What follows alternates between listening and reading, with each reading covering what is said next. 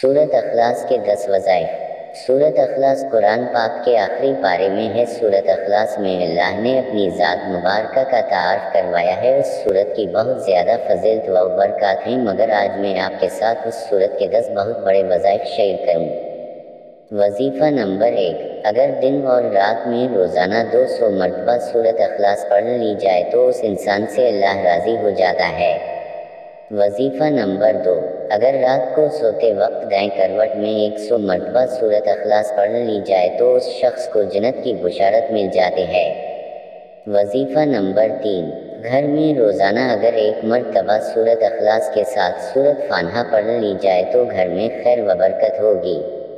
وظیفہ نمبر 4، اگر گھر میں داخل ہوتے وقت 1 مرتبہ سورۃ اخلاص پڑھ لی جائے تو اس سے بھی غربت اور تنگ دستی ختم ہو جاتی ہے۔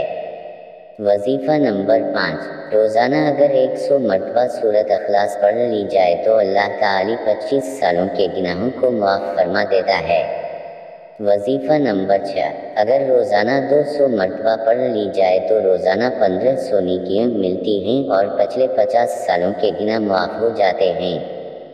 وظیفہ نمبر 7، اگر 9 ذوالحج کو 1000 مرتبہ سورۃ اخلاص پڑھ لی جائے تو اس گھر پر اللہ تعالیٰ کی خاص رحمت نازل ہوتی ہے۔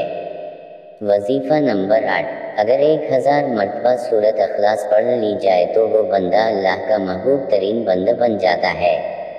وظیفہ نمبر 9، روزانہ سورۃ اخلاص پڑھنے سے قبر کے عذاب سے حفاظت ہوگی۔